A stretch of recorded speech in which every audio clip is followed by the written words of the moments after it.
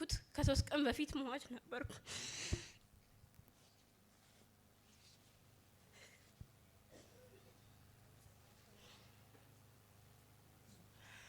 ዛሬ ማለቅሰው በደስታ ነው።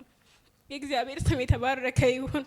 የኔ በሽታ ከኔ አልፎ ቤተሰቦቼን ከቤተሰቤ አልፎ ለጎረቤቶቼ እንኳን የእንቅልፍ መናጋት ሆኖ ነበር። ሰው አንድ ጠብታ ወቅ ብሎ ለማውጣት የሀገር ጩኸት አይጮህም። 4 አመት ሙሉ ከ11ኛ ክፍል ጀምሮ በጨጓራ ህመም በጣም እሰቃይ ነበር። እየሞትኩ ነበር ምነቀው። እናቴም ጦሶ እያለች ወደ ግድግዳ እንደዞረች፣ አባቴም ጦሶ እያለ ወደ ግድግዳ እንደዞረ እንዳለቀሰ ነበር። ግን ባለፈው ብዙ ጊዜ እመጣለሁ። እግዚአብሔር ባንድም በሌላም ይናገራል። የግድ አስነስቶ እንዲናገር አጠብቁ። ሁላችንም ጭንቀት ችግር ኖርብን ልንመጣ እንችላለን። ግን ከኛ የባሰ ጭንቀት ይዞ የመጣ ደግሞ ተፈውሶ ሲሄድ ያንን አይተን ለራሳችን መጽናናትን ይዘን ነው የምንሄደው።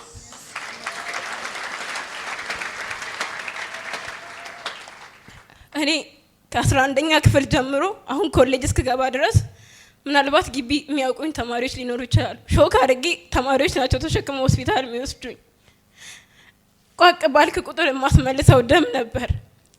ከዛሬ 3 ቀን በፊት ተስፋ ቆርጠው ከዚህ በኋላ ሐኪም ቤትም አትውሰዱኝ፣ አባኔ ደክሞኛል፣ እማዬ ደክሞኛል፣ በቃኝ አልኩ። እንደ አጋጣሚ ስልኬን ስከፍት ቢቦ ማረኝ የሚለውን መዝሙረ ዳዊት ላይ ያለውን ሲያገለግል ነበር። እግዚአብሔር ሆይ ካንተ በላይ እኔ ራሴን አልወድም። በዚህ ምድር ላይ የኖርኩት በፊት ሳገለግል የኖርኩት ይበቃሻል። ከዚህ በኋላ የሚኖረው ህይወትሽ እኔንም አንቺንም አይጠቅምሽም። ተሰብሰቢ ካልከኝ ውሰደኝ፣ ግን አታሰቃየኝ አልኩት። በሄድኩ ቁጥር ጨጓራሽ ቆስሏል። በሄድኩ ቁጥር በቃ ይሄ ከፍተኛ ሕክምና ያስፈልገዋል። በሄድኩ ቁጥር በቃ ተስፋ የሚያስቆርጥ ነገር ብቻ ነበር የምሰማው። ከዛም እንደገናም ቲክቶክ ላይ ገብቼ ስክሮል ሳረግ ከሐኪም ማስረጃ በስተጀርባ የእግዚአብሔር ክንድ። ሃሌሉያ! አጨብጭቡ ለጌታ። ሃሌሉያ! አየሁት። 2 ወር ምግብ ጋር አልጠቀም፣ ውሃ ጠጣለሁ፣ ማስመለስ ነው ስራዬ። ውሃ ጠጣለሁ፣ ማስመለስ። እናቴ አባቴና የቤቱ መጨረሻ ልጅ ብቻ ነው ቤት ውስጥ ያለ ነው። ከኔ አልፎ ለነሱ የኔ ነገር ጭንቆ ነው። ከዛን ጌታ ሆይ ይሄ በቃ ለኔ ነው፣ እኔን መውሰድ ብፈልግ ተወስደኛለህ። ከሐኪም ማስረጃ በኋላ በስተጀርባ የእግዚአብሔር ክንድ ሲል አሜን አልኩና አጎቴን ጠርቼ ቀጥታ ዶክተር ታምራት ጋር ሄድኩ። አልትራሳውንድ ስታይ ኔጌቲቭ ነው፣ ጨጓራ የለብሽም ተባሉ። አሜን ለጌታ አጨብጭቡለት። እውነት ሃሌሉያ። ከዛ ሰዓት ጀምሮ ኔጌቲቭ ነው ሲለኝ እኔ ታምር ነው ሆነብኝ።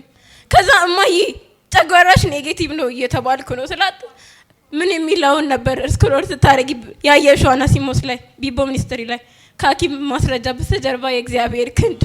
የእውነት የእግዚአብሔር ክንድ፣ የእውነት የእግዚአብሔር ክንድ እኔ አይቻለሁ።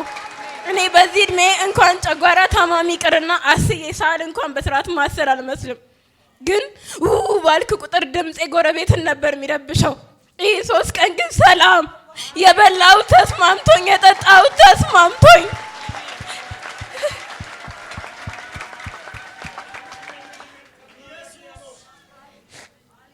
በስልክ ነው ይሄን ሁሉ አይተሽ የተፈወሽ? እዚህ ከራሱ መገለጥ እስኪመጣ አልጠበኩም። በስልክ ስክሮል ሳረኩ ነው እየባረከ ከሐኪም ማስረጃ በስተጀርባ የእግዚአብሔር ክንድ ሲል አሜን አልኩ። በቃ ያቺ ሴት እንኳን በብዙ ሰዎች መካከል ሄዳ ነው 12 አመት ሙሉ ደም ሲፈሳት የነበረችው የልብሱን ስትነካ እዚህ ስለመጣው ሳይሆን ቤት ሆኜ አልጋዬ ላይ ተኝቼ ባየው ሰዓት ነው የእግዚአብሔርን ክንድ ያየሁት።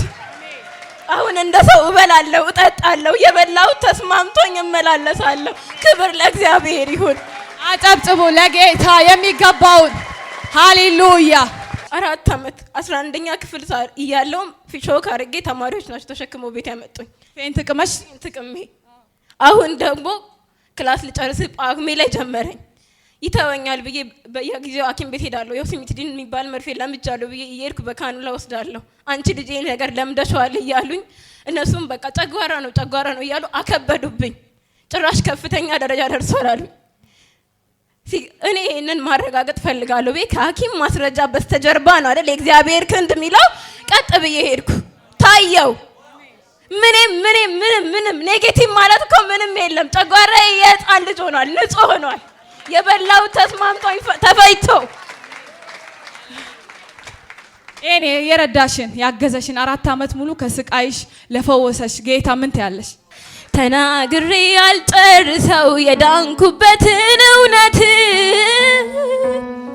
ያፈሰሰልኝን ጸጋ ያበዛልኝን ምሕረት ኃጢአት በደሌን ደምስሶ ደዌ ህመሜን ሲፈውስ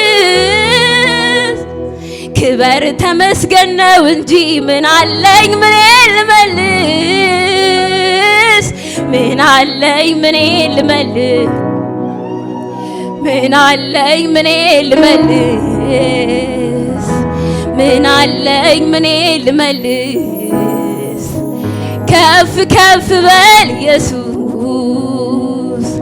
ተናግሬ አልጨርሰው የዳንኩበትን እውነት ያፈሰሰልኝን ጸጋ ያበዛልኝን ምሕረት ኃጢአት በደሌን ደምስሶ ደዌ ህመሜን ሲፈውስ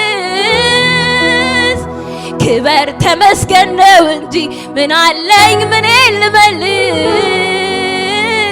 ምን አለኝ ምን ልመልስ? ምን አለኝ ምን ልመልስ? በል ኢየሱስ። ሃሌሉያ። አመስግኑ ከሷ ጋር በእልልታ በጭብጨባ ለረዳት በእልልታ በጭብጨባ አክብሩት ጌታን። እግዚአብሔር ይባርክ፣ ዘመን ይባረክ። እግዚአብሔር በፍሬ እንደገና ይግለጥህ፣ እንደገና በፍሬ ይግለጥህ። ካንተ አልፎ ያንተ ፍሬ በቤተሰቦች የሚገለጥ በልጆች የሚገለጥ አንተን በተጠጉ የሚገለጥ ፍሬ ይሆንልህ። እግዚአብሔር ይባርክ።